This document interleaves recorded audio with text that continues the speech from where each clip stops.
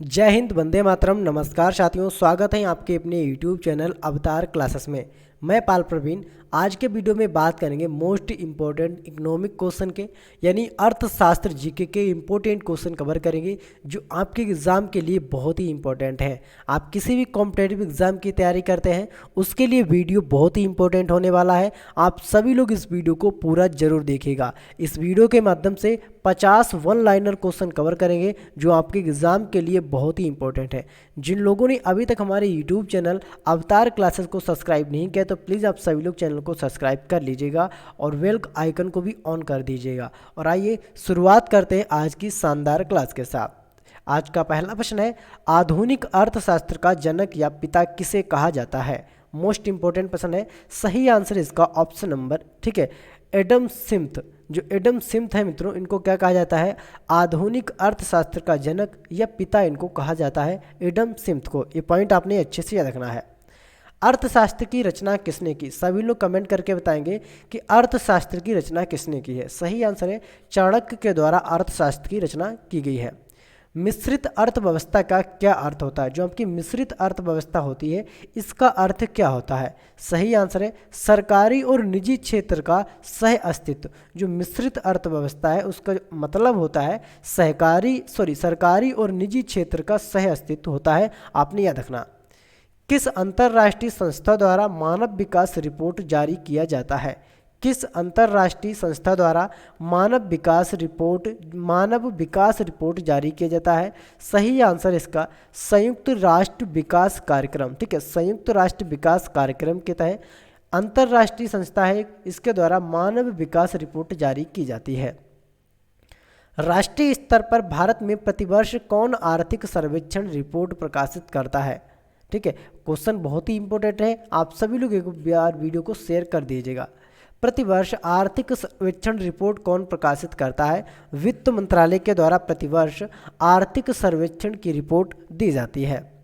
किस देश में उत्पादित किए गए संपूर्ण सामान और सेवाओं का मूल्य क्या कहलाता है? किसी देश में उत्पादित किए गए संपूर्ण सामान और सेवाओं का मूल्य क्या कहलाता है? सही आंसर है सकल घरेलू उत्पाद। क्या कहलाता है? सकल घरेलू उत्पाद।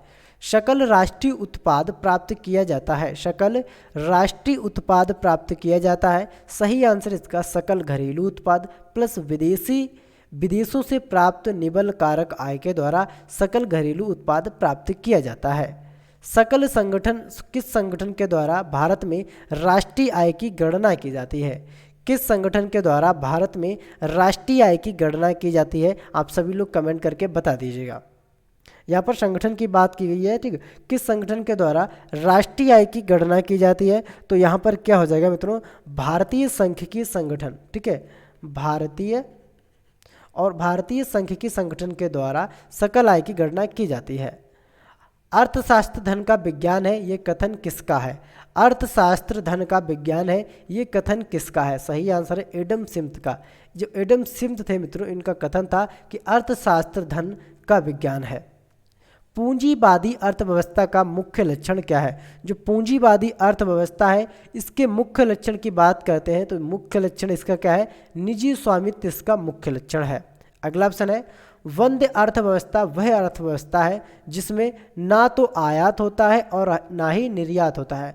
वंद्य अर्थव्यवस्था वह व्यवस्था जिसमें क्या होता है? ना तो आयात किया जाता है और ना ही निर्यात किया जाता है। ये पॉइंट आपने अच्छे से याद रखना है।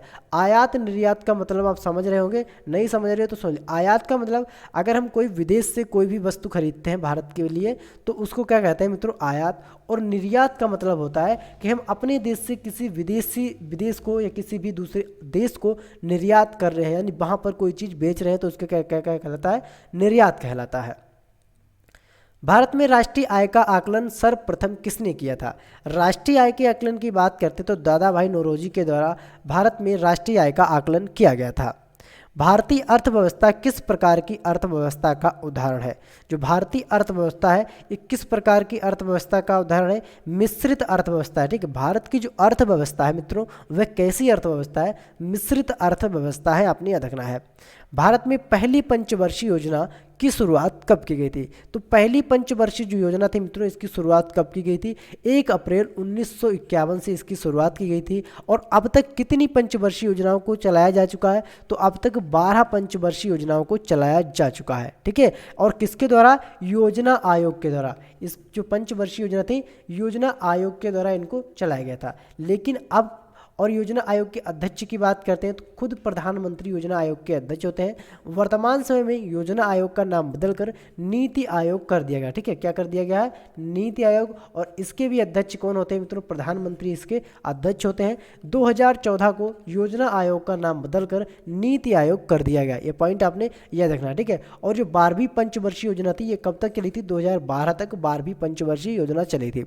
आप अच्छे से याद रखना, योजना आयोग का नाम बदलकर नीति आयोग कर दिया गया। इसके अध्यक्ष की बात करते हैं, ठीक है, प्रधानमंत्री होते हैं। और कब नीति आयोग इसका नाम बदलकर 2014 में किया गया? ये पॉइंट आपने अच्छे से याद रखना है, ठीक है। अगला प्रश्न है, प्रथम पंचवर्षीय योजना का मुख्य लक्षण क्या था? सभी लोग कमेंट करेंगे। जो प्रथम पंचवर्षीय योजना थी मित्रों, इसका मुख्य लक्षण क्या था? राइट आंसर है, प्रथम पंचवर्षीय योजना का मुख्य लक्ष्य क्या था? कृषि क्षेत्र का विकास, ठीक है। सबसे अधिक कृषि क्षेत्र पर विकास देना इस योजना का मुख्य उद्देश्य था। भारत में पंचवर्षीय योजना का अंतिम प्रारूप अनुमोदित करता है तो योजना आयोग, जो अंतिम प्रारूप था मित्रों, वह योजना आयोग अनुमोदित करता है। आप सभी लोग कमेंट करके बताएंगे कि वह कौन सी योजना थी जो केवल 4 वर्ष की थी, ठीक है। 4 वर्ष की थी, सभी लोग कमेंट करके बताएंगे। किस पंचवर्षीय योजना के तहत भारत में राष्ट्रीय कृषि और ग्रामीण विकास बैंक की स्थापना की गई थी? तो किस पंचवर्षीय योजना के तहत, जिसे हम कहते हैं मित्रों नाबार्ड, ये छठी पंचवर्षीय योजना के तहत नाबार्ड, ठीक है, नाबार्ड बैंक की स्थापना की गई थी। आपने इसको बहुत अच्छे से याद रखना है, ठीक है। नाबार्ड बैंक की स्थापना क्या की गई थी? छठी पंचवर्षीय योजना के तहत। इस पॉइंट को अपने अच्छे से याद रखना है। भारत के राष्ट्रीय आय में किस क्षेत्र का सर्वाधिक योगदान है? भारत की राष्ट्रीय आय में अगर बात करते हैं किस क्षेत्र का सर्वाधिक योगदान है, तो सेवा क्षेत्र का सबसे अधिक योगदान है। भारत में अधिकतम कर आय की प्राप्ति किस कर से होती है? तो भारत में अधिकतम कर आय की जो प्राप्ति है वह निगम कर से, ठीक है, निगम कर से अधिकतम कर आय की प्राप्ति होती है। प्रत्यक्ष करों में किस कर से भारत सरकार को सबसे अधिक आय प्राप्त होती है? तो आय कर से सबसे अधिक आय प्राप्त होती है भारत सरकार को। राष्ट्रीय विकास परिषद का गठन किस वर्ष किया गया था? राष्ट्रीय विकास परिषद का जो गठन है मित्रों, वह किस वर्ष किया गया था? तो 1952 में, ठीक है। 1952 में राष्ट्रीय विकास परिषद का गठन किया गया। आपने याद रखना है, आपके एग्जाम के लिए वीडियो बहुत ही इंपॉर्टेंट है। आप सभी लोग वीडियो को शेयर कर दीजिएगा। जिन लोगों ने वीडियो को सब्सक्राइब नहीं, लाइक नहीं किया है और चैनल को सब्सक्राइब नहीं किया है, तो आप सभी लोग एक बार वीडियो को शेयर कर दीजिए, वीडियो को लाइक कर दीजिए और चैनल को भी सब्सक्राइब कर दीजिए। यहाँ पर आपको लाल बटन दिख रहा होगा, उसको दबाकर ब्लैक कर दीजिए। सरकार द्वारा पुरानी मुद्राओं को समाप्त करने नई मुद्राओं का संचालन क्या कहलाता है? सरकार द्वारा पुरानी मुद्राओं को समाप्त करके नई मुद्राओं का संचालन क्या कहलाता है? तो ये कहलाता है विमुद्रीकरण, ठीक है, विमुद्रीकरण कहलाता है। पुरानी करेंसी को बंद करके नई करेंसी को चालू करना विमुद्रीकरण कहलाता है। आर्थिक विकास की दृष्टि से भारत किस प्रकार का राष्ट्र है? आर्थिक विकास की दृष्टि से अगर बात करें तो भारत किस प्रकार का राष्ट्र है? तो विकासशील राष्ट्र। भारत एक कैसा राष्ट्र है? भारत एक विकासशील राष्ट्र है। भारत का राष्ट्रीय बैंक कौन सा है? मोस्ट इंपॉर्टेंट क्वेश्चन है। भारत का जो राष्ट्रीय बैंक है इसको भारतीय रिजर्व बैंक कहा जाता है। राष्ट्रीय बैंक कौन सा है? भारतीय रिजर्व बैंक। भारत में मौद्रिक नीति किसके द्वारा लागू की जाती है?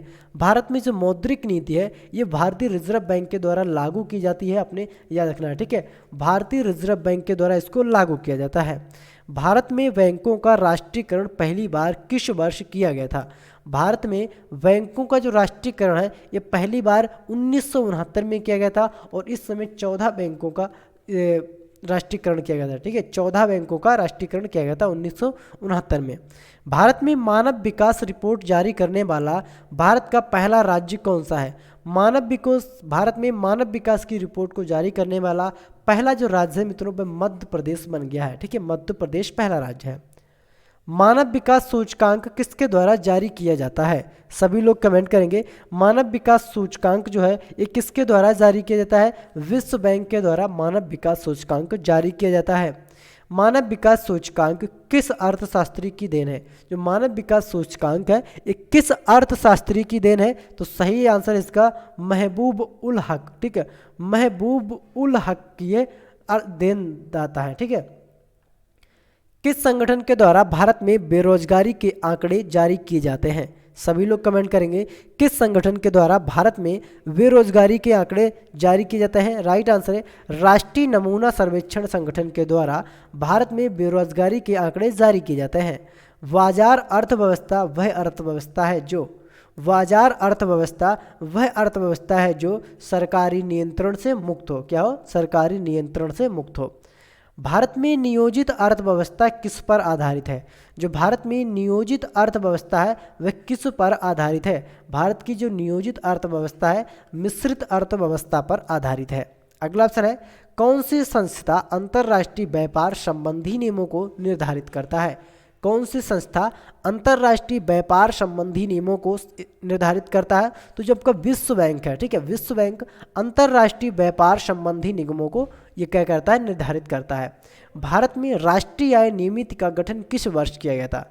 भारत में राष्ट्रीय आय नियम समिति का जो गठन है वह किस वर्ष किया गया था? तो सन 1949 में राष्ट्रीय आय समिति का गठन किया गया। उपभोक्ता जागरूकता आंदोलन की शुरुआत सर्वप्रथम किस देश से हुई थी? उपभोक्ता जागरूकता आंदोलन की शुरुआत सर्वप्रथम किस देश से हुई थी? तो इंग्लैंड देश से सर्वप्रथम इसकी शुरुआत हुई थी। किसे उपभोक्ता आंदोलन का प्रवर्तक माना जाता है? सभी लोग कमेंट कर दीजिएगा किसे उपभोक्ता आंदोलन का प्रवर्तक माना जाता है? तो राफल नादर, जो रालफ नादर है मित्रों, इनको उपभोक्ता आंदोलन का प्रवर्तक माना जाता है। प्रत्येक वर्ष उपभोक्ता अधिकार दिवस किस दिन मनाया जाता है? प्रत्येक वर्ष उपभोक्ता अधिकार दिवस की बात करते हैं तो ये 15 मार्च को मनाया जाता है। आपने याद रखना है, मोस्ट इंपोर्टेंट प्रश्न है। भारत में प्रचंड बेरोजगारी सामान्यतः किस क्षेत्र में पाई जाती है? भारत में प्रचंड बेरोजगारी सामान्यतः किस क्षेत्र में पाई जाती है? तो प्रचंड बेरोजगारी की बात करते हैं तो कृषि क्षेत्र में पाई जाती है। किसमें? कृषि क्षेत्र में।